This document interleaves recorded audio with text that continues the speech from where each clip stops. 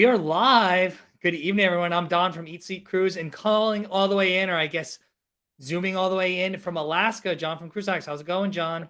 Hey, Don. Thanks for having me on here today. It's great to be here from Anchorage, Alaska, live and in person. That's awesome. Let's hope the internet stays with you. So if we're doing another live, John just came back. I literally isn't even officially back yet from his Alaska trip on Norwegian Spirit. We'd love to hear all about it. And then Heidi and I actually just got back from a Western Caribbean cruise on Harmony of the Seas, two totally different cruises, but we're here to talk about our trip report, answer any questions you might have about our trip or just cruising in general. And as always, we ask, make sure, let us know where you're at, where your next cruise is. And before my internet goes out, John, why don't you tell us a little bit about Norwegian Spirit and the cruise you literally just stepped off on today? Yeah, the Norwegian Spirit was really, really nice. Like we just disembarked early today. We took about a 2-hour ride. It was in Seaward, Alaska. So the cruise actually left from Vancouver last Wednesday and made its way up we went to Icy Strait Point first. Then we went to Skagway. And I'm going to remember all the other places here. But yeah, I went to this amazing port. We also went to Juneau. Really, really nice.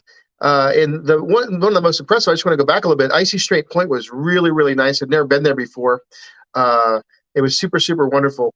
And they have 2 gondola rides there. It's the only place that actually has gondolas in Alaska, all of Alaska. One actually takes you to a different part of the Hubbard, not the Hubbard, Icy Strait Point area.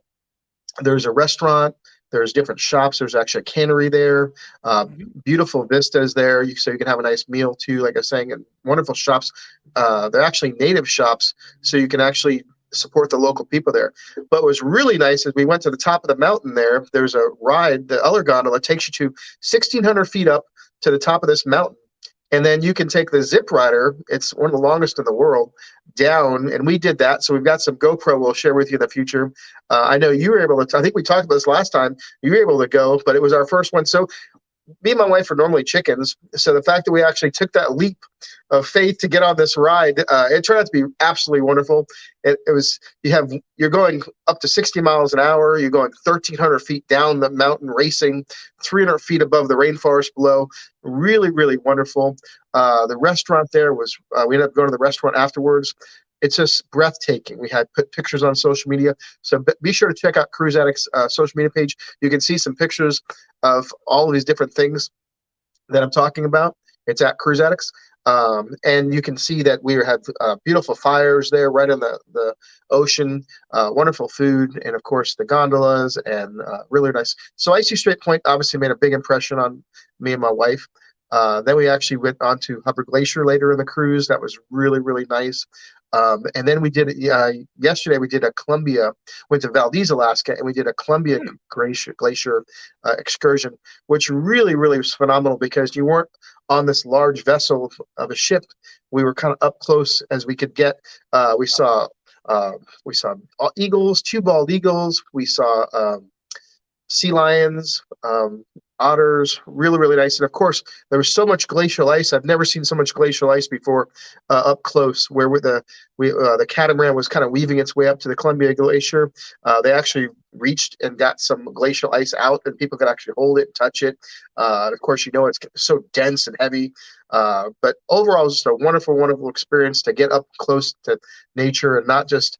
I know we're always preaching it. You don't want to explore these places through a bus window or where you're too far remote thing. And sometimes even on a big ship, you can kind of be a little too far away. So these up close and personal experiences really do make wherever you are come to life. And I'm really, really blessed that we're able to do that. So hopefully I covered. Sounds awesome. Did you get a glacial martini? We did a glacial explorer before, and they took the ice and shook up martinis. Did they do that for you guys? No, we didn't. We didn't have that fancy of a cruise. I'm sorry. I don't know. You're very fancy. Norwegian Spirit said about $100 million renovation. So all the venues, I'm assuming, were all spruced up, looking nice. How were the staterooms? Yeah, the staterooms are really, really wonderful. All the staterooms are new. All the public areas are new and refreshed. What was really nice is just this. To me, this is like a really nice, luxurious type of experience. More of a traditional cruise experience. A full wraparound promenade deck, which was just great to walk around. it doesn't for Norwegian Cruise Line. We know they're really famous for a lot of wonderful things like the racetracks on the newer ships, the three-level Mhm. racetracks on Prima. They don't have that. This ship doesn't have a lot of those, some of those bells and whistles, so to speak, but it had everything else. The food was phenomenal.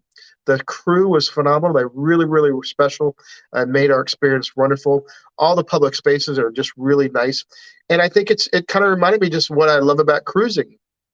I don't really think I really cruise to go on a virtual reality or escape room or go kart, but when you're in Alaska and you're on just a wonderful vessel with great crew that treat you special and with amazing food and just of course amazing views and experiences like this, I think it just makes it just wonderful. Well, Alaska itself is so amazing, the destination, right? So the ship always takes a backdrop, even if it has all those other bells and whistles. But we've gone on all variety of ships there. So we've gone on ships that have all those attractions and amusements, and we've also gone on ships a little bit similar to Spirit in size and having less of that. We actually got a question on YouTube, perfect timing from Elaine asking about the zip line. Lane plans on doing it in July. You felt safe, right? It's brand Yeah, new, right? I tell you what, Lane, I'm a chicken butt. I'm just going to say it straight up. I'm just going to cut to the chase. We really kind of shied away from doing anything like this. But once we noticed, like some of the zip lines, like the Royal Caribbean ones, like on Labadee, and I Mhm. think they might have options there. I know you know more about it, Don. But like, you see some that you're kind of like hanging there like Superman, where you have your hands out and you're kind of, they hook you in the back and you just feel like you're kind of like, I wasn't really down with that. This one here is, I think, is the Zip Rider, and I'm not a total expert. Oh, I'm not a total expert. I'm gonna have to move this, Don. So, It's just like the zip rider, it's going all over the place, yeah, it's so getting crazy. So we're getting crazy here. So does that work okay? I'm a little bit angled in. But Lane, like I was saying, the Zip Rider, um, it's like you're literally in like a swing yeah. seat, upright. So you're sitting in an upright position in like a bench seated position, and it was really, really comfortable and natural. And and it didn't make you feel unsafe. You're strapped in all different ways, and it was fun. And I think once you kind of take that leap of faith that okay, this is going to be safe, it's going to be fun. Me and my wife are worried about, well, how fast or how hard is the landing going to be where you come in and you slow down. Oh, did we lose John? Oh, I think we might have lost John. Oh, there he is. Any worry that you might have, just put it aside. Let me make sure the Wi-Fi's on. Yeah, no worries. So, I don't we've know. and I agree with John and everything. We did it a few years ago, and I felt super safe. But if you're it's six what you said, 1,600 feet up? So, it's 1,600 feet up, Lane. So, if you get a fear of heights, then I would still try to say to do it, but it's brand new, so all the safety gear is top notch, and we would say go for it. So, we also got K Wild Threes joining us. Awesome. Your first, I think, Alaska cruise, or maybe your first cruise ever. Either one on a Vacation Season Alaska. That's a really great vessel. So again, let us know when you're cruising. As we wait for John to join us back and tell you a little bit about our trip, kind of totally different. John was up in Alaska. Heidi and I were out in the Western Caribbean on Royal Caribbean's Harmony of the Seas. There we go, John. Are you back? Can you hear me now? We can hear you now. Yeah, I was just letting Lane know that it is safe, and I was going to tell him a little bit about our trip on Harmony of the Seas. Okay, yeah. Well, hopefully I'm back and I'm clearer now. I changed some settings here, so hopefully it's a little bit better. I know Yeah, you sound clear like here. I mean, it's like I amazing said, you're in Alaska. we are live from Alaska here. We're not messing around here, but we'll do anything for the show here, Lane. And hopefully I helped answer your question. I know you had kind of uh, tail ended or supported what I was saying with that it's really, really great. And we had so much fun that if we could have ran back up and done it again, you have that kind of excitement as like a kid where you just want to ride again. It was that good. So highly recommend it. And now when we were there, they didn't have the gondola. So you do take the gondola up. So even the gondola ride up is part of the experience. You get to see your Oh, ship docked there, right? yeah, Were you yeah. the only ship there, or was there any other ships there when you guys were there? We were the only ship there. Yeah. It was really nice. And that gondola ride up is an experience all into itself. So really, really neat. Like I said, there's two gondolas. They're the only ones there in all of Alaska that have this in the whole state, but one takes you to the remote area because it's a huge. I think it's totally 28,000 acres or something encompasses that tribe's land in that whole area. But to take you to the shopping area, it's a pretty good distance. So they've come up with a system rather than have buses and have delays. It literally just keeps running and you just get on it. And of course, it's really nice. And you can shop, you can go to the cannery, you can go to the restaurant, and there's a whole boardwalk waterfront area. There's a theater. Really, really nice. And then, of course, once you go, you can take the gondola back, and that brings you to the area that brings you up the mountain. There's activities and trails at the top of the mountain there that are there's no charge of that. But if you want to take the zip rider down, then of course there's a price for that as well. Yeah, like I said, they were just building the gondola. It wasn't officially operational when we were there. I think it was close. So I know you can also walk along the path there at Icy Street Point to get to eatery, or where John was saying there's some shops and the cannery and a little museum they have there, and I think a couple restaurants in there too. Or you can take the gondola, and then you said it is free to take the gondola up if people just want to see the view up there and don't necessarily want to do the ride. You can take the gondola still up there as Yeah, well. you can definitely take the gondola up, yeah, and back down, I believe. So you can walk it, but I think that's pretty significant challenge to walk it. Yeah, I wouldn't recommend that. I wouldn't. No.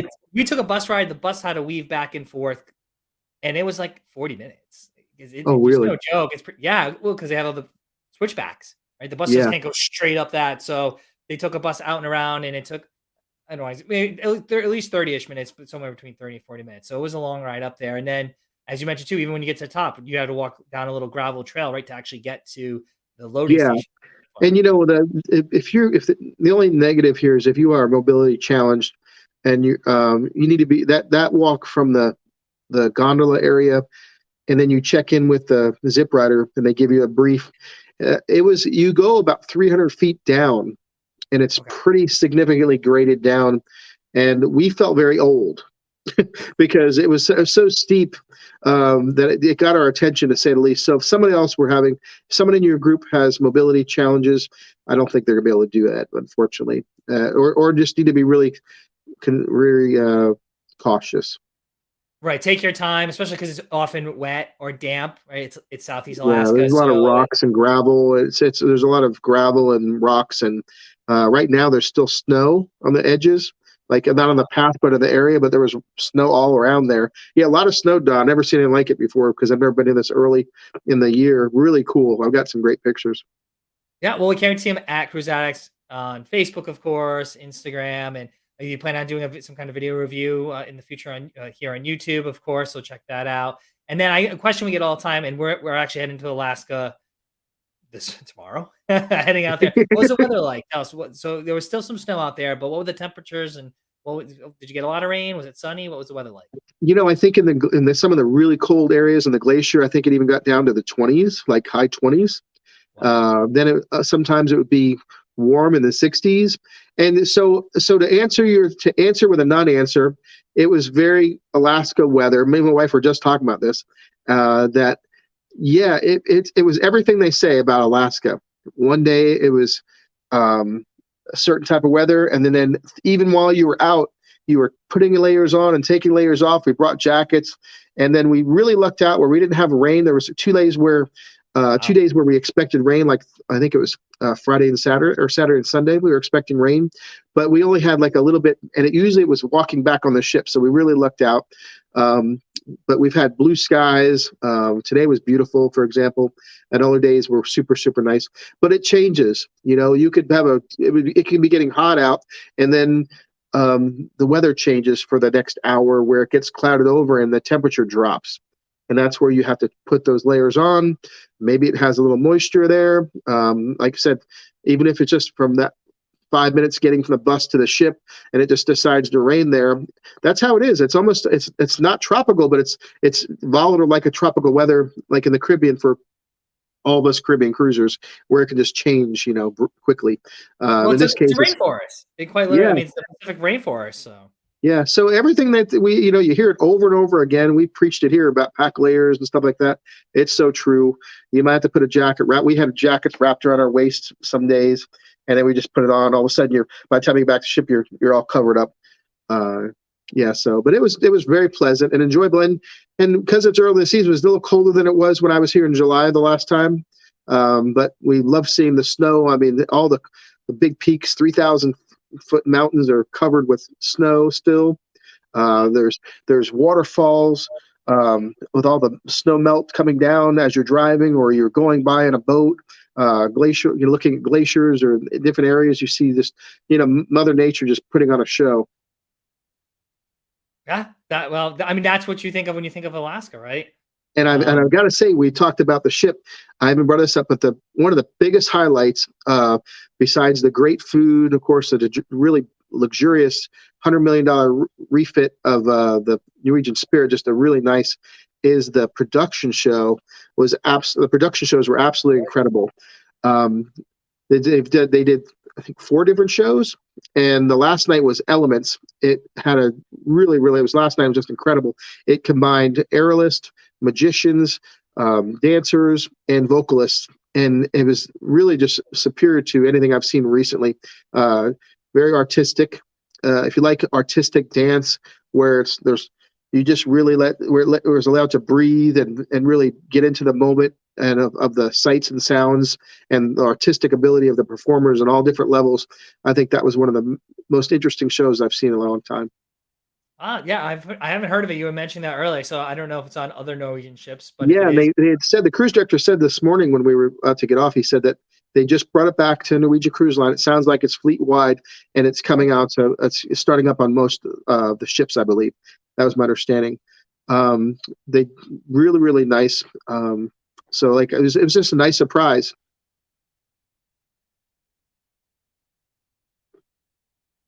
Can you hear me okay?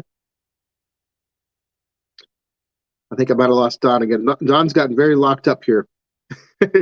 But yeah, we were talking how great the ship, the Norwegian Spirit, is. Really, really enjoy it. If you have any questions, let me try to go some different questions here. Let's see here.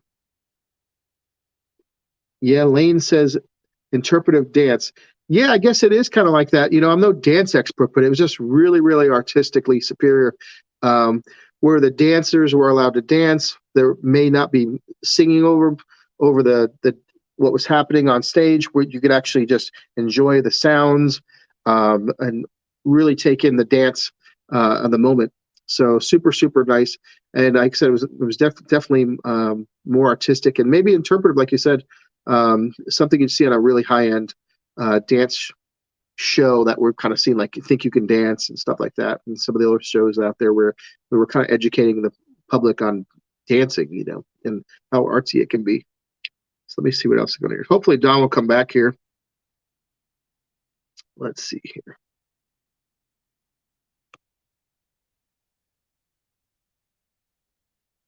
I know we've talked about Icy Strait Point. This was my first trip to Valdez, Alaska, and like I said, we did the Columbia Glacier cruise out of there to the glacier, and that was, like I said, really, really impressive. Where we saw more wildlife. We actually did whale watching at Icy Strait Point, but we actually saw more wildlife on that particular cruise where we cruised through Prince William Sound on just really nice boats. They're actually catamarans, dual hull catamarans, really super stable, luxurious, great crew. We saw bald eagles, otters, super, super nice. Like I said, hopefully done. If you have any questions, please check in with us and let us know what your crew's coming up to. And like I said, ask any questions here. Let me see what else is.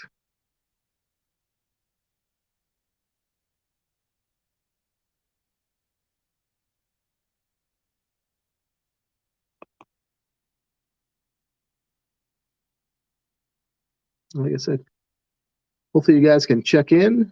Let us know if you have any questions. Hopefully Don will join us again.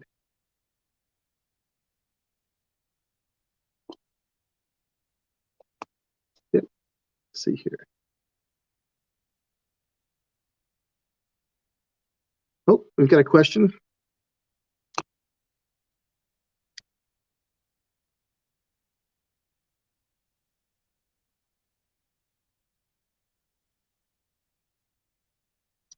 And Patty's checking in on YouTube.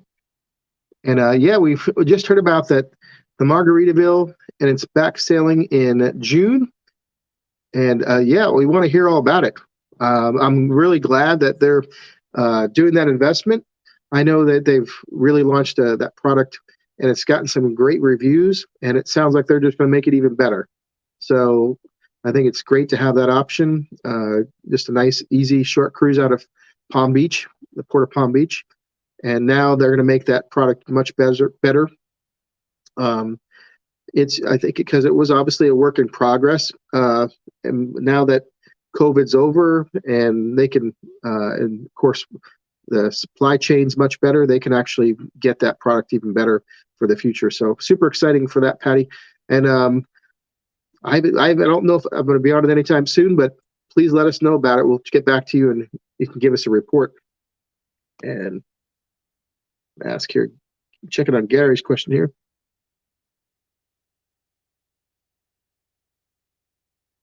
And Gary's asking that have we experienced any land portions? He's doing a land and basically a cruise tour, land and cruise tour. I have not experienced a land portion of NCL's cruises yet, but if they're ocean cruises or any indication of how great they run them, I'm sure they're really, really good. I did a land and cruise portion back with Princess. You might have heard us talk about. Hey, Don. Hey, can you hear me? Yeah, I can hear you now. I was just telling Gary, was asking if you'd ever done, or have I ever done any land and cruise portion for NCL. I said no, I've not. I did it with Princess, and it's just the land portion really, really is great. And even that 2.5 hour drive today, where we stopped from Seaward to Anchorage, you know, as much as I love cruising, I think once you get into the interior, away from the ocean, the seaside portions, I think there's a lot of depth here that you could only get with a land portion. And I know we talked about this in the past, that I'd spent a week from, we were in Fairbanks, and I worked my way down. I was able to see, this was 2003, I was able to see all of the Princess Lodges. I was able to take several train rides on the Alaska Railroad on the Princess coaches. And then we went from Whittier to Vancouver and did the full inside passage. And it's hard, as much as I love cruising, and even this last cruise was really, really phenomenal. They're almost two different worlds, and they're both really, really good. So I highly recommend it. And Gary, I'd love to hear your feedback about it after your cruise. I guess we got to wait till next year, isn't it? 2024. But yeah, next May. For land, yeah, we're going on a Princess cruise, Alaska. That's where we're leaving this weekend, and maybe next year we'll get to do a sea and land tour. So we'll have to wait for that, but we can always report back on what the Alaska portion with Princess is like. Yeah. But yeah, we are doing an NCL Alaska cruise a little bit later on one of their mega ships this year too, but not sea and land. And I know Shirley's checking in, Don. She's asking us about. She said her husband and her are going in Alaska in October on NCL. Any advice?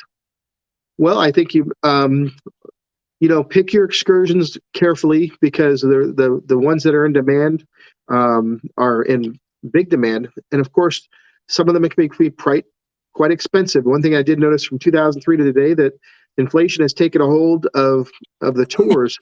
And even people that, so you kind of have to pick and choose. So look at your excursions closely, and find something that fits you and your family, you and your husband, and pick the one that makes you, suits you best, because a lot of times these are bucket list experiences that you might not, obviously don't going to get a chance to possibly do ever again, hopefully, but you want to prioritize.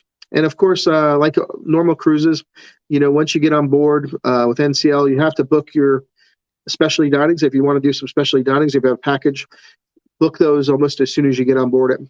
When we got on board, they kind of pulled us aside, which was kind of nice, and helped us get the muster drill out of the way.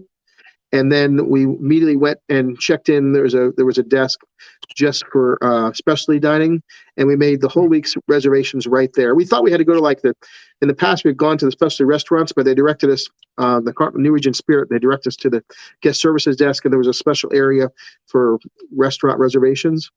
And we went there several times because we changed some things, but once it felt so good to just get that out of the way, because we all want to potentially eat at our favorite specialty restaurant or one we haven't tried before, or maybe they're all new. But those sometimes can be very competitive as well. So you want to beat the rush and get that out of the way, because that's just good advice. So I hope that helps you, Shirley. And any other advice you can think of, Don? Well, that's and I agree with you. Norwegian, of course, known for their specialty restaurant, but a lot of cruise lines have specialty restaurants. Book your excursion, as you mentioned, do that ahead of time. I would also say a lot of people have talked about packing. We just talked about packing in layers. I think getting a lot of rest. So you're going to have really long days, right? You're going to be up early looking at glaciers. Then you might be up late looking at the northern lights, depending what time of year you go. You have a better chance to see it a little bit later in the season. Not to say that you can't necessarily see them now, given all the weather patterns. So get some rest. If you're a napper, take some naps. That can definitely help. And then, of course, we have tons of tips on our site. I know John does too, things to do depending on what your preferences are for different activities. Of course, if you like hiking and whale watching and bear watching, Alaska's great for that. But there's other activities you can do too. So it really depends on what you want to do while you're there. Yeah, and thanks, Gary, we appreciate you. Yeah. Yeah, it's funny you say that, because here we are, just literally just getting off the ship this morning. We took naps because, like you said, you called it, Don. You get up early. Yeah. You're doing these very strenuous things. You're walking around. We walked around Juneau. We walked around Skagway. We explored. We had great times. But like I said, and also there was a 4-hour difference in time. We came from the East Coast, and we flew, and then they changed to Vancouver, and then they changed the time again once we got into Alaskan water. So we had a 4-hour difference. So you get a little jet lag. Then you're doing all these different things. You're eating these big meals. You're staying up late for shows and stuff like that. You're getting up early for tours. All these different changes. And so you'll find we found ourselves much more tired. And so to preserve that, we found ourselves taking a little cat nap. Maybe it's an hour or two. Where there's nothing scheduled in the afternoon when you're back after a tour, and you could just kind of press reset to hit the ground running and enjoy yourself. Because honestly, I think if we didn't take those naps, we would enjoy ourselves much. Maybe we would be able to stay out and watch that production show at 9:00 at night after dinner, and we wouldn't be as fresh. So highly recommend that. Great advice, Don. Yeah, and actually, our friend Sandy McKenna saying she's never been more exhausted than an Alaska cruise. They are really exhausting. We said this last time, and I tell folks, when you might go on a Caribbean cruise like the cruise we were on, you want to leave by the beach, have some pina coladas. You could do that on an Alaska cruise. The pools are open. A lot of ships have indoor pools, and the bars are open. But you're going to want to do and see as much as possible. So, and that's not only ashore, but on the ship. And like I said, there's production shows. There's live music throughout the ship. So daytime napping, if it's not a thing for you, you should check it out and give it a shot. I'm not a great napper, I'll admit it though. So lots of coffee. Yeah. Now the nice thing about it is, if you get the Premium Plus package on Norwegian Cruise Line, it does include Starbucks, unlimited Starbucks. So really nice. Of course, that comes with a price, but super nice, and we definitely enjoyed that part of the package. We had a great time. Some of the nicest baristas ever at sea aboard the Norwegian Spirit. Some really nice people, and great coffee. So super enjoyed that. It definitely helped. You're walking some areas like the Icy Strait Point. You're walking through the wilderness in some of these places down. Going from all these different areas, just super cool. But I love it, totally love it. And and that's actually new. So folks don't know that dream package you're talking about, that Premium Plus, is a new option that you can upgrade from the Free at Sea. So there's the Free at Sea, and now there's this Free at Sea Plus, which, as John mentioned, has Starbucks included. I think gives you some extra specialty restaurants, right? Would you get four specialty dining, or you might have got more because you're on that trip. But the drink package had water included. It had Red Bull, glasses of wine choices, premium drink choices. Really, really nice. So it's very detailed. So you got to check it out. But it was nice to not have to think about it. It's like, yeah, we can have that. And it was super good. Yeah. You cut out a little bit, but I don't know if it's my internet or your internet. So hopefully folks caught all of what John was saying at the very tail end there. I don't know if you can hear me. And I see here Lane Nelson. Thanks again, Lane, for the statement. He says his bucket list is Alaska cruise whale watching. And we had the best time. I'll tell you some stories. So since it's fresh on my mind here, we were able to see whales. We did whale watching from Icy Strait Point. Super, super nice there. Like I said, beautiful boats.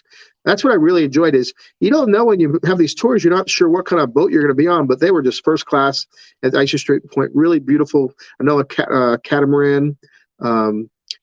And then also the one in Glacier, it was Stan Stevens' company in Valdez. They did the Wilderness Columbia Glacier cruise and wilderness watching, and we saw whales there too.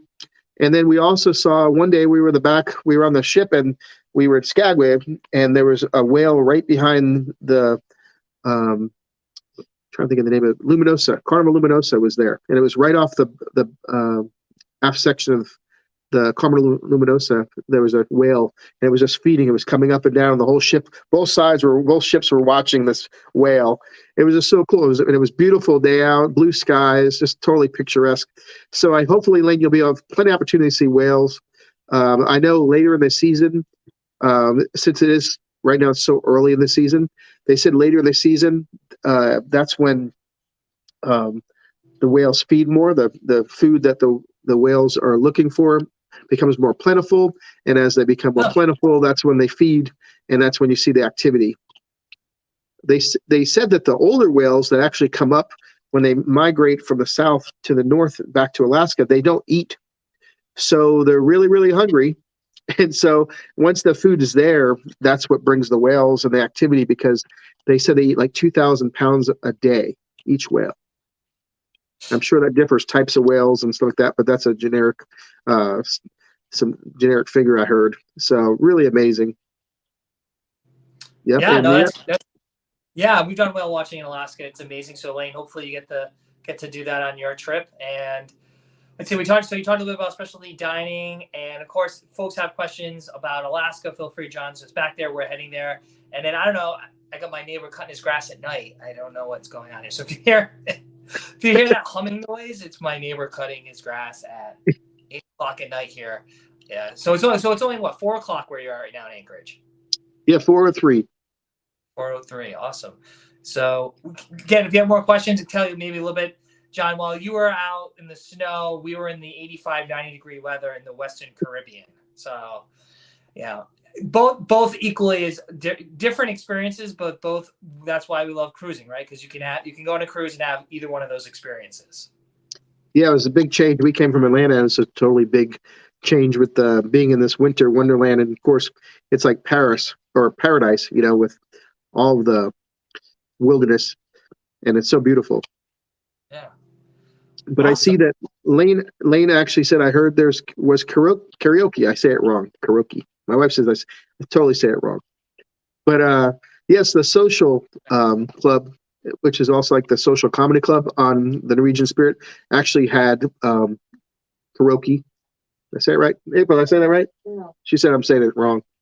Isn't it karaoke? Karaoke, yes. I say it totally wrong. I'm sorry. I can't speak. You say karaoke? What are you saying? Yep. I say it totally wrong. Listen, I don't pronounce a lot of words correctly, but I'm pretty sure it is. I destroy that. I kind of said it up front that I'm going to say it wrong, so I'm sorry. Sure. It's all right. Well, we'll get one more question about Alaska, then we'll talk a little bit about Harmony of the Seas. But of course, bring the questions about anything you have to do with cruising Alaska, or just say hi. Let us know when your next cruise is. Shirley's going to Alaska in October, and not quite sure what to expect. I haven't been there that late. The latest we've been is early September to Alaska, but I know the cruise lines are stretching out that season like more and more. When we went, it was a little bit cooler, but actually the weather was pretty mild the times we've been, late August and September, two different occasions. the animal sightings are a little bit less later in the year, and we had a couple excursions canceled because it was just getting too wet. We were supposed to do like a dog sledding and then another glacier tour, but they had to cancel it because there was just a wet condition. So the weather might be a little even more unpredictable later in the season, and there is the possibility of some of those animal sightings. Bears are already going to be hibernating by then, for example. Like I said, some of the dog camps close up shop, or they head up further north where it's colder. But you still should be able to see things like bald eagles. And I don't know if the whales are still, when we went to whale watching, when they start heading back. I would think they start heading back that time of year too. But October is later in the season, so great opportunity to see the northern lights if you want to stay up late, because the later you go in the season, the greater likelihood you have seeing the northern lights. And Shirley, I wouldn't worry about anything too particular. I think a lot of this is, because the weather can change, the situations can be different. I think what you can expect is to have a great time, no matter what time of year you are here, and just kind of roll with it, because, like I said, the weather can be volatile, no matter what time of year you're here. So just have fun and be prepared to enjoy yourself and enjoy this natural beauty. It's like everywhere is a postcard. And then here's a story. I didn't tell you this yet, Don. So we're on our way. Like I said, I'm at a hotel now right near the Anchorage Airport, and we're on the bus that took us from Seaward, and everybody goes, slows down. There was a moose and his cub coming across the highway, and jumped over the median. And the big moose went over the mom. The moose went onto the other side, and the baby stand on the far side. So, but when do you see that? Only in Anchorage, downtown Anchorage, Alaska, you see a full-grown moose with a cub right on the highway. And they say that that's pretty common here because the moose don't have a lot of predators here. The bears will stay out of the populated areas, where the moose they don't have it's safer for the moms and the babies and stuff like that. And they say, of course, the mama moose will go back and, eventually be reunited with their cub. And so, yeah, I've got pictures, and I'll probably put that on social media. Not the best, because, of course, I'm in a bus, but I try to do my best with it. But yeah, it's just a fun place. I could go on and on about all the little things, but I think Shirley, you just have to come up here and just take it in for yourself, and I'm sure you're going to want to come back. And I know we also had, I just want to recognize Paul Buckler checking in from YouTube. He's saying hello from Edmonton, Alberta. What's up, Paul? So hello, Paul. Thank you so much for saying hello. And we also have Daryl Harsh. I can't talk today. It must be part of the travel thing here. But Daryl's checking in from YouTube as well, and he's in Calgary, Canada now. So thank you for checking in. And of course, they're from beautiful areas of the country as well. So really nice. Yeah, we got folks from Canada checking in. Welcome. So they're probably more used to that Alaska weather than we are. Yeah, no doubt. But yeah, it's just such a great experience, and I'm glad you're able to go. It's amazing we have this opportunity to be able to kind of bookend our Alaska experiences, one after the other. Yeah, well, I'm hoping to go live from Alaska next week, similar to what you are, so people can stay tuned. But before we did that, as you mentioned, we were just literally got back this past weekend from Western Caribbean cruise. So we were on Royal Caribbean's Harmony of the Seas, and like I said, completely different experience than you, but still had an amazing time. Harmony of the Seas is one of the largest ships in the world, right? So it has all of the water slides, a zip line, the ultimate abyss, big sports court, it has 3 pools and then a kid's splash zone. So completely built for sailing around the Caribbean.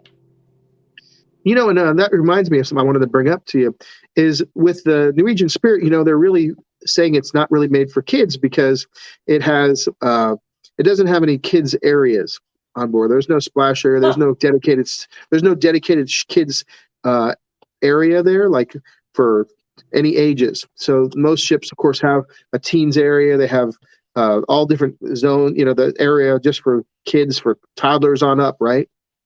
And this ship doesn't have that. So it's much more adult focused.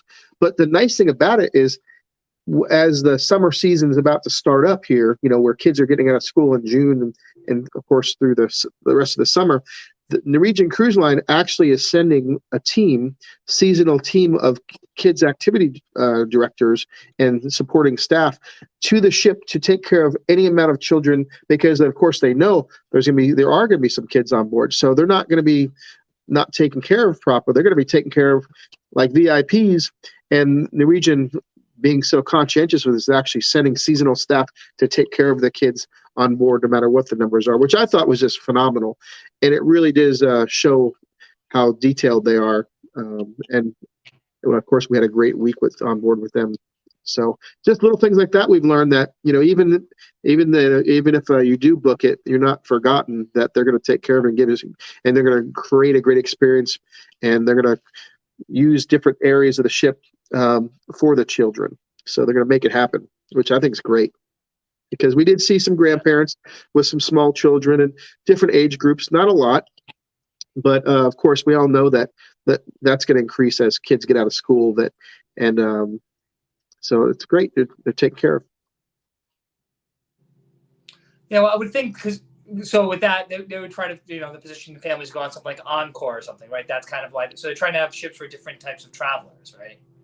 Yeah, I guess this is like I said, they're focusing with this particular ship. I think they're doing a lot of like it just came from Australia, Hawaii, a lot of more adult-oriented experiences. Longer cruises, more exotic cruises. Of course, Alaska is one of them. But people sometimes book cruises and they might not even know that they don't have a large. It's not catering towards children. So if you book it with your grandkids, or if you book it with your children, and you get on board, people are going to want to have that option. So it's nice that the cruise line doesn't go, hey, well, you should have known better. Which we've got your back here. We're gonna make it work, which I think is wonderful, that you still have that option, even if it's not tailor made, like Symphony of the Seas or the Region Encore that has all those other activities. Super nice. Well, that's what I say about not only Alaska, but a lot of things. So people always ask us, like, what's your favorite ship, or what's the best cruise line or best ship? And it's really like, it really depends on you. What I like and things I want on a ship are different than what you want. And if you're traveling with kids, different age kids, it doesn't matter. Norwegian is great for tweens with all this stuff, but maybe younger kids might have more fun on Carnival that has the Dr. Seuss or the Disney stuff on Disney Cruise Line, right? So there is really no one perfect ship or great ship out there or best ship. It really depends on what you're looking for and your family, what's in your family, what you're looking to do.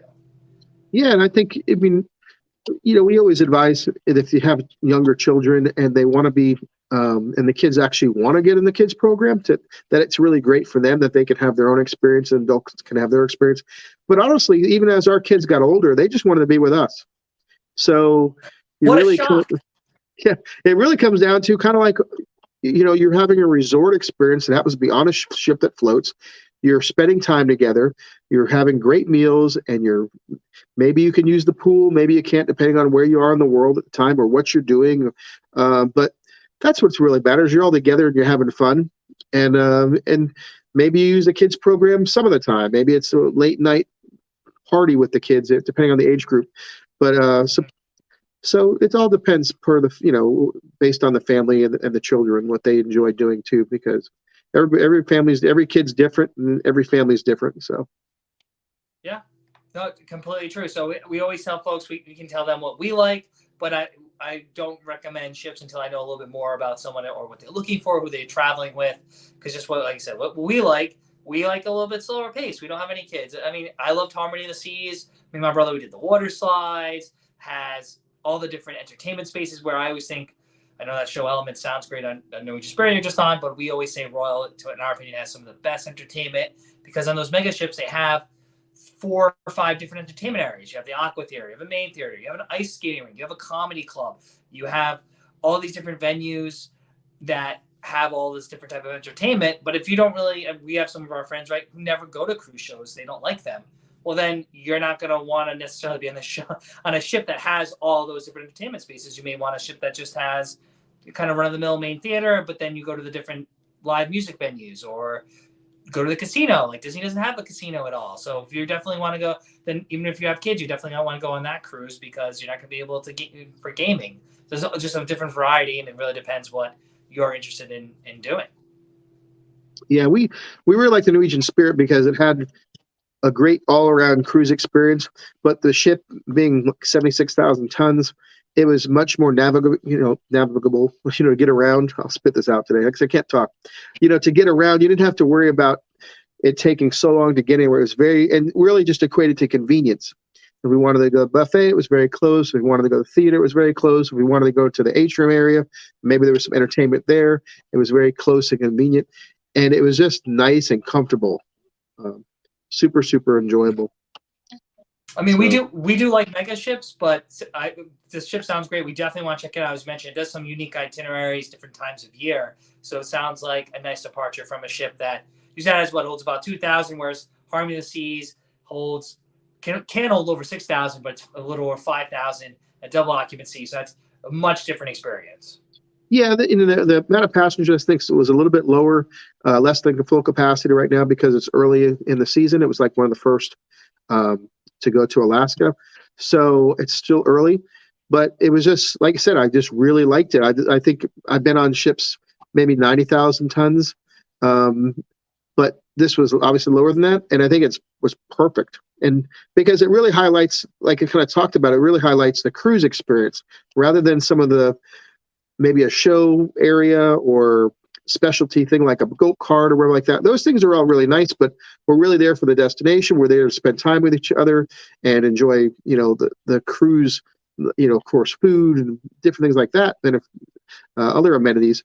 But it's nice when it's not, you don't have there's all those extra people as well. It's more of an intimate experience. Yeah. Well, Sandy, yeah, no, I mean, again, that's what's great about these cruise lines have a variety of ships of different sizes with different experiences. Sandy mentioned she's never sailed Norwegian cruise line. I love both experiences. We've sailed on ships of that size in when I went to Cuba, actually Sky. When Norwegian Sky went to Cuba, it was roughly around that, maybe slightly smaller than that ship. Different experience. And then there's Bliss, Encore, their largest, and then Prima, of course, which we've sailed on, their largest ship. A completely different, it's massive, but it's also very elegant. Yeah, they're very elegant. Yeah, Sandy, I think you'd really love it. I think you'd really like it, Sandy. It's really, really impressing us. My wife actually was saying we want to bring our children. We've been able to go on the Prima, Norwegian Encore, and previous to that, we did Norwegian Pearl many years ago, which is a much older ship, but that was actually really nice too. But yeah, it's just the product's really nice. I think they've kind of are focusing more on premium rather than contemporary experience. And I think the Spirit was really nice for just a traditional great cruise experience. The captain was super, super nice. The cruise director, you get to know everybody. You're not on this too big of a ship. And I know we all try to do that with even the larger ships, and the crew do amazing jobs.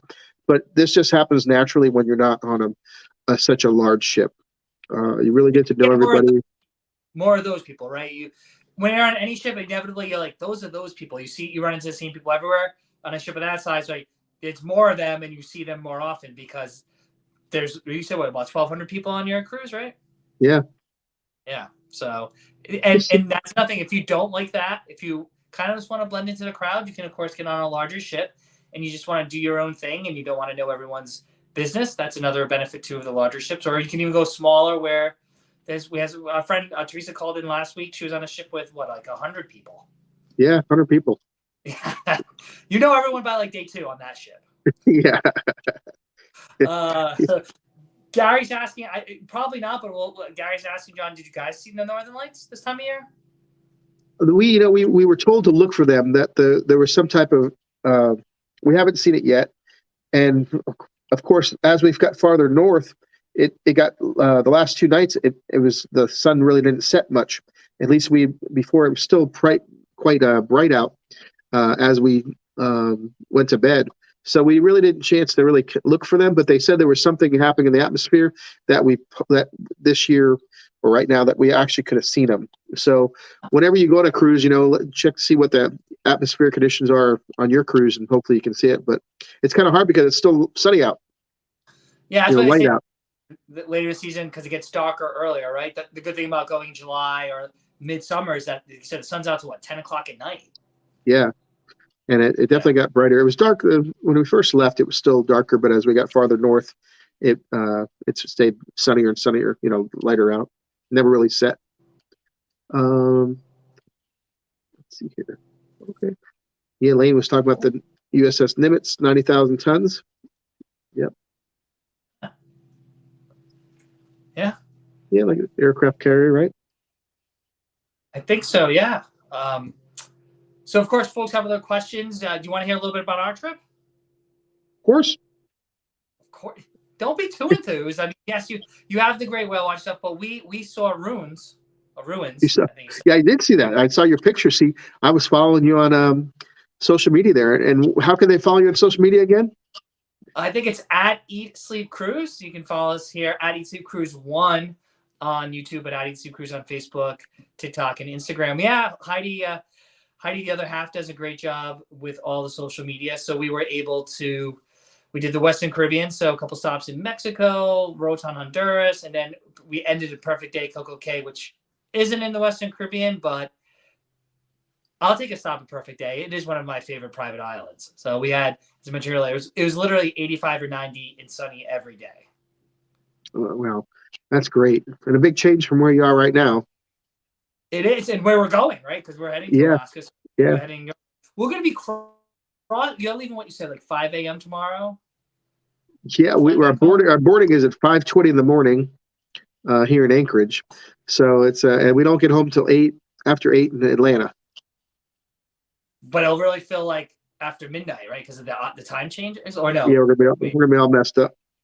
Yeah, it's gonna be completely messed up. So that's actually, so speaking of which, we did our Western Caribbean cruise. So you leave from Miami, head west, and there's a time change. So for folks, another tip: always remember the difference between ship time and local time, right? Because depending on your cruise line, they may or may not be at the same time as the port. So I was waiting to get like a little flyer in the room saying to change your clock. So they never told us to change our clocks.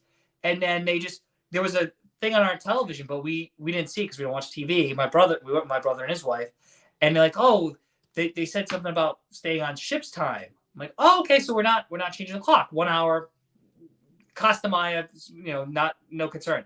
So next day we go to Honduras, Roatan. Roatan was actually 2 hours behind, Oh which wow! I can't remember, at least in recent history, of that big a discrepancy. Usually it's like an hour, and they're just like, well, we don't want to change the clock on the ship because it might mess people up. But have you been on a cruise where you were 2 hours off from the local time? I don't think so. I don't think so. Yeah. That's really something else there. Yeah, and when we did our Mexican Riviera cruise end of last year, we changed time zones almost every day. Like it was also on Royal, and you literally go through like 3 time zones in the Mexican Riviera, right? Because you start all the way west, and then as you actually start heading east to like Puerto Vallarta and Mazatlan and those places. So we kept changing the clock, and our clocks were all messed up because we flew out from the East Coast. But then here it's like you gotta pay attention at ship time. So put your phone in manual. The short answer is a good tip is always, especially if 2 people, put one phone in manual.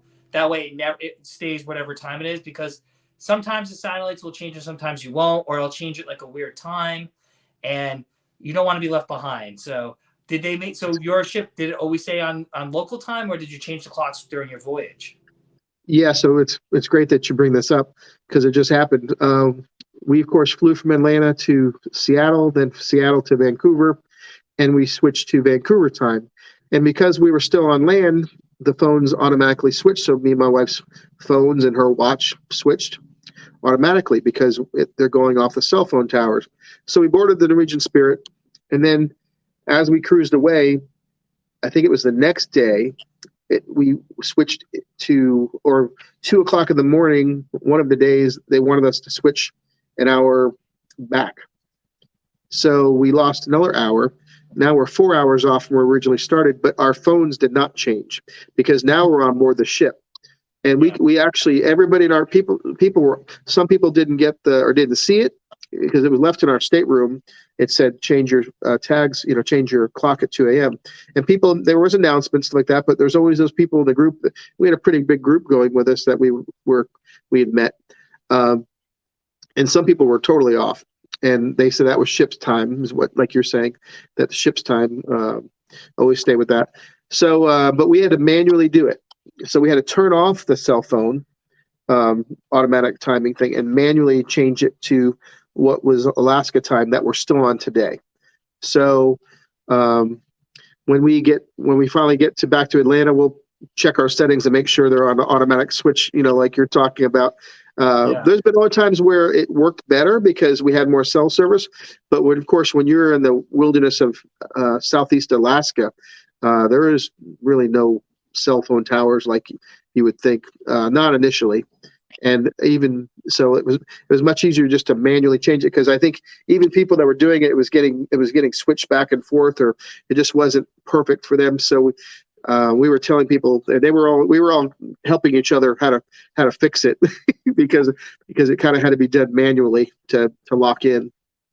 So yeah. So and another good tip too is, if you're unsure what time it is, the app, whatever cruise line you're in, the cruise line app will show you ship's time. So everything's always on ship's time. Your shore excursion start times, your dinner reservations, the discrepancy is just like, is ship time the same time as land or not? So, and you always go by the ship. And usually the tour providers are usually good with that, to kind of remind you where we were. They had to kind of remember, like, oh, well, ship's an hour, we were an hour ahead of them, or whatever the case may be. But yeah, so that's a tip. Always check the app and go into manual. That way you can have the right time, because they're going to leave with or without you, and you don't want to be left behind. It's okay if to get there early because you thought you had more time, but if you get there late, actually, in Costa Maya, we saw runners. We weren't pulling away, but there were definitely, it was us and another Carnival ship, which came later in the day. So they made some of the announcements. They started calling some names. I think our all aboard was 4:30, so it's like 4:40. They're calling some names. Looking out the balcony window, you see some runners, people hustling down, but I don't think we left anyone. It's funny you say that, because I noticed this particular cruise, they would announce today is so and so, and the time is this. They would announce where you're at, okay, and what the time was, to remind us more so than I've ever really heard before. But we also did hear some of the last couple of ports, because of course it was a little more port intensive cruise. They would actually say, at the end of the, all aboard time might be 3:30, and sail away is like at 4:00, and all of a sudden it's getting close to 4:00, and you hear the guest services paging, Mr. and Mrs. So and so, please call extension such and such, right. which isn't a good sign, is it? It isn't. It isn't. So if you ever know those people, call them or text them. But like I said, we didn't leave anyone behind. But I did think it was weird in Honduras. We were 2 hours off of local time, so it made even more confusing. But by then we had already been on the ship a couple days, so hopefully folks got it. J&S Adventures saying hi, guys. Hi back to you, J&S Adventures. So have you? Now I know obviously you've done the Caribbean. Have you done any snorkeling in Honduras? That's one of the tours we did. Or have you seen the ruins in Costa Maya? No, I've never been to any of the ruins yet, which is kind of hard to believe, but I think I've always liked the beach days more so. And I know sometimes some of the ruins were like real far away. So I've kind of I usually stayed more closer to the port and did like a beach day or something like that, rather than venture out real far. Well, I do recommend, so in Costa Maya, we went to Chachoben, which is approximately an hour from the port. And we booked it through the cruise line, but we've also done a private tour there with Native Choice. So folks can Google them, Native Choice. They did a great job. But Mayan Mundo, I believe, was the tour company the cruise line used. They were good too. It's only an hour away. So it's a 4.5 hour tour, hour bus ride. So it's manageable. And then you get about an hour and a half to explore the different ruins. So it makes for a half day, but you're right. Some of the other ones, or even if you go like Cozumel, if you want to go way in, that's like 10, 12 hours. So you got to take a ferry, then you take a 2.5 hour bus ride. My brother and I are both into history, so we're into those things, but it is a trade-off there. But Chichobin, I think, was great. I think it was about around 600 AD, so it's got 1,500-ish years on us. And the tour guide was great, explaining what they believe the ruins were used for, what the civilizations, how they built them, and just the layout and how it's set up, and just how advanced these civilizations really were to kind of design with mathematics and astronomy and how everything lines up. It's pretty impressive. Yeah, it looks incredible, and it's definitely on my bucket list to do. I want to, of course, I think now as my children are older, they would appreciate it as well. So it's more family friendly compared to traditional beach day. And we did visit Rotan on our last cruise aboard Carnival Celebration, and we had a VIP premium beach day there at a resort. It was super, super nice. Just a beautiful place. Such a lush tropical paradise there. Was it on West Bay? Is that where because our snorkeling beach got like a 25-minute bus ride out to West Bay, and that's where the beach club was. Yeah. Yeah, it was really, really nice. And they have diving there and all kinds of stuff out of that resort. I'm trying to think of the name of it, but it's super, super nice. Yeah. Well, there's a whole strip of them. The one we went to is Tabiana Beach. And you can walk right off the beach, and the coral is right there. You actually have to be careful because, of course, you want to preserve the coral. You should never touch it. Like the oils from your hands could kill it. But the beautiful thing about Honduras and just that area for scuba diving or snorkeling, like John said, you don't even have to get on a boat. You can literally just swim out. It's right off the shore. We have some great GoPro footage I'm still editing. The fish are everywhere. I couldn't tell you which fish we saw, but they were pretty, and there were lots of them, and they swim right around you. So they're just everywhere. I know earlier in the day, they said if you go earlier in the morning, you have a better chance of seeing sea turtles. We kind of went a little bit later, mid-morning out there. We didn't see any, but we just saw so many fish and coral. And it's amazing. You go out like 100 feet, the corals there, you're probably 4 feet of water, and then it just drops. There's like a cliff, and then it's like down to probably like 30, 40 feet, right? So you got to be a pretty good swimmer. The current wasn't super strong, but depending on if you have kids, you just make sure you're careful. And they give you all the gear. We have life jackets, and we had all the snorkel gear and stuff too. But there were scuba divers, we could see them off in the distance scuba diving too, and I'm sure they saw some great stuff. So I highly recommend it. And then you can also lay on the beach after snorkeling too. It's kind of a full day there. And Don, I see Shirley's got this pretty detailed question here. Oh, geez. Are we good with detailed questions? I know. Oh. She's talking about she has a BOGO airfare for NCL. Is it better to book it herself? She's heard you can disembark in the morning and may not get a flight until nighttime if the cruise line books it. Yeah. And I think so I've never done. We've only done flights with the cruise. So we've been on almost 70 cruises, and again, Charlie, this goes for not just Norwegian. This is all of them. I've only booked flights twice with the cruise line. I did once we actually did the first cruise back on Venture of the Seas. We booked because it was out of the Bahamas, and then we booked one with Celebrity for actually Alaska because we had to fly the day of. So you got to look at the fine print with Norwegian or any of the cruise lines, because if you book with them, sometimes you get some protection, right? If your flight's delayed or there's issues, you can contact a number and they're going to reroute you, get you on a plane, or make sure you meet there. So almost like having travel insurance. And that actually did happen to us. So the night before we were supposed to fly out, our flight got canceled. And I was literally 10 o'clock at night getting ready for like a 7 o'clock morning flight. And we got the email that our flight was canceled. So I called the number for Royal Caribbean, and they were able to get us on a flight. That said, we always have travel insurance, so maybe that would have affected it. But I know, to your point, sometimes the flights they give you may not be the most desirable, and I don't know how much flexibility you have. We have had our family members who have gone through the cruise lines and not gotten the best flights, or even when you get the flight, sometimes you have to pay for the seats. So if you're not paying attention, you can wake up that morning and not have seats next to your husband or your partner.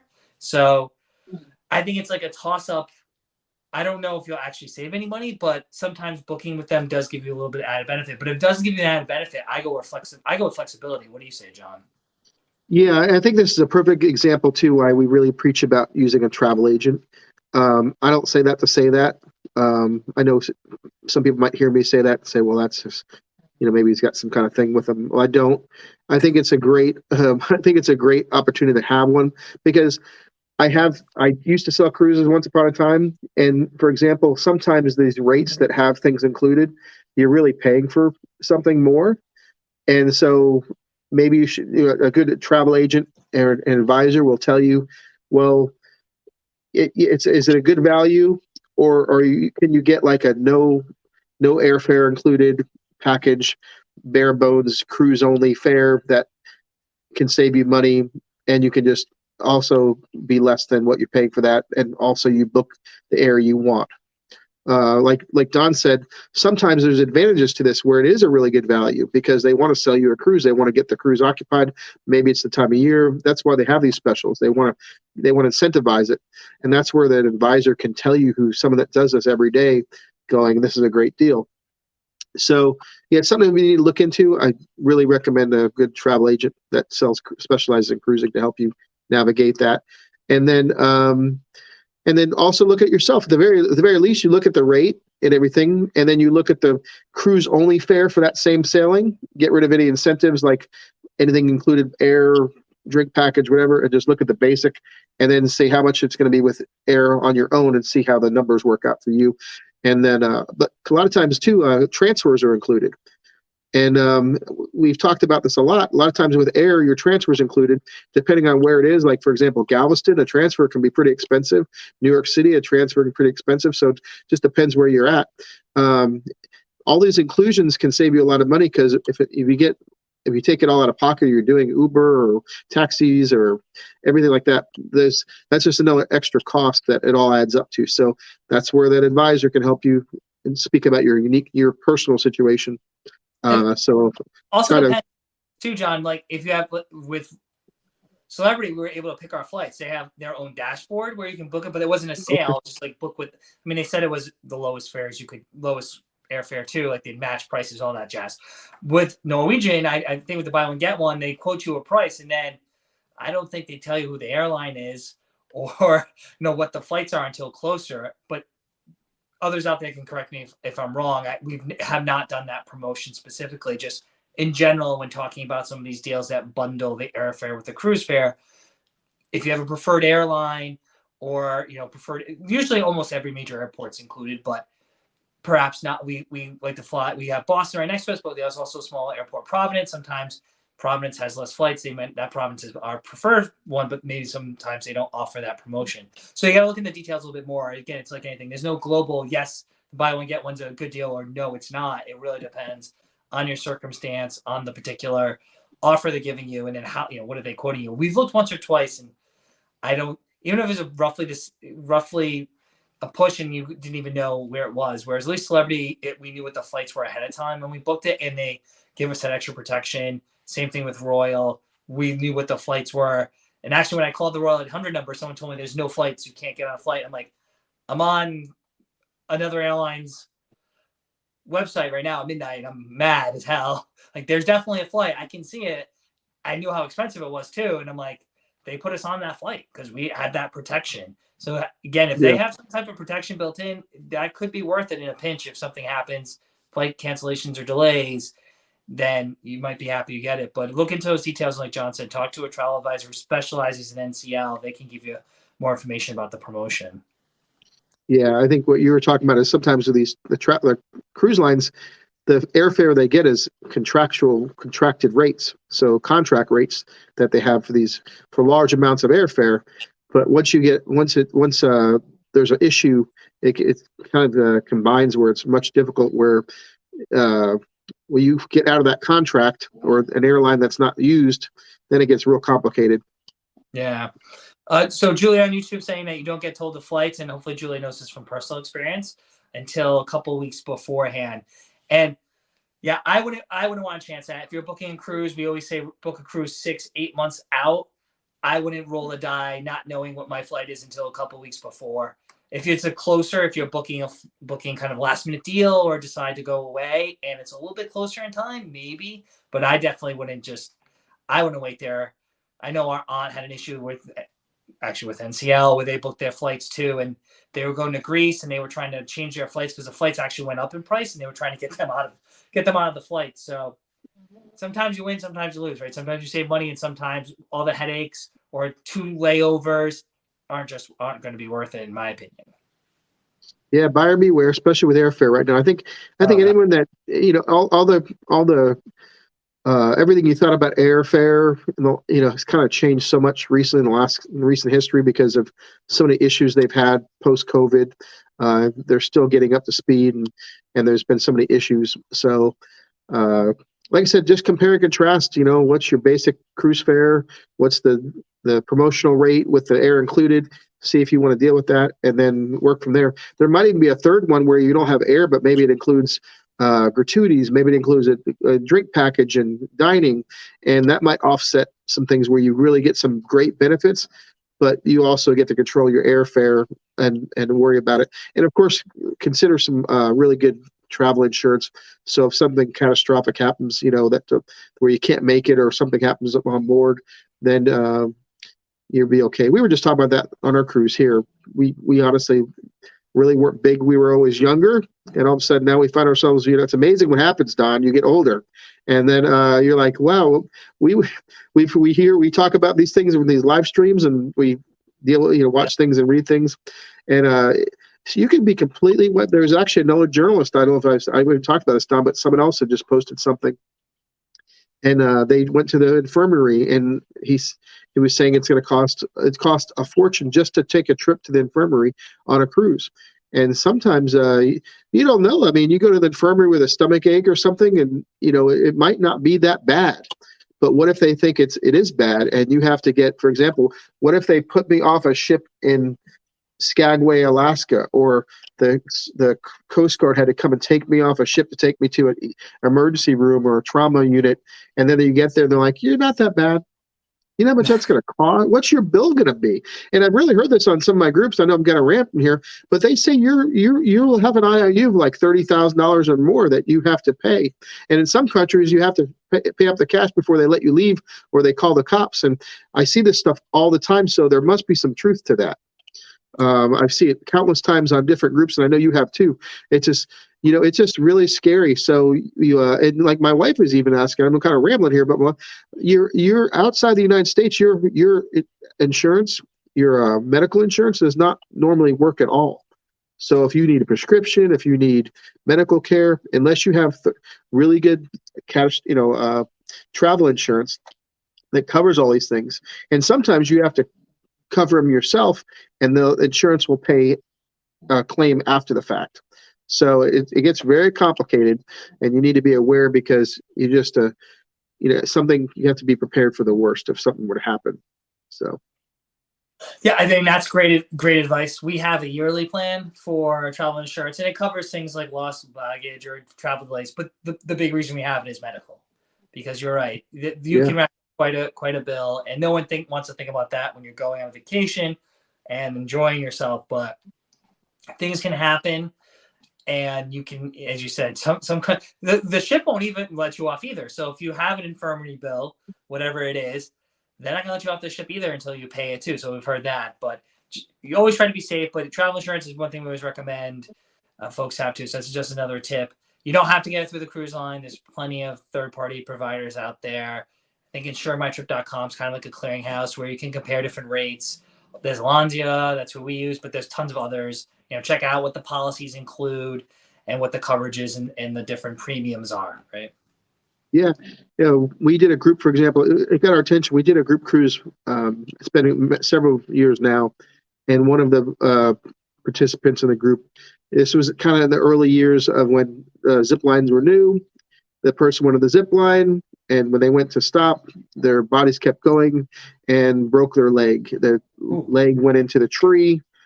Of course, they're much safer now. We were just talking about what a great experience they are, but things are much more primitive then.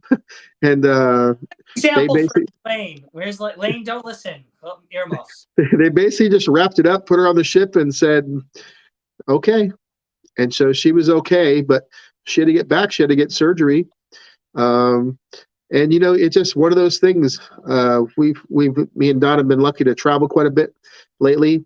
And the more we travel, the more I know I'm thinking about it. You obviously have a policy, and the more we focus. Like, I monitor my forums and Facebook groups. You can't help but to see those messages where some catastrophic things happen. People unfortunately pass away. People get very sick, and they need to be taken off the ship to get some medical attention. And even if it's not, like we were just saying, even if it's not a major problem, you have to leave the cruise, which might end the cruise because you might be able to get rejoined up with the ship, depending on where it is. And then you have to get medical care. Then you talk about airfare. Now you have to get cancel your ticket and get when are you going to get home? How far away from your airport?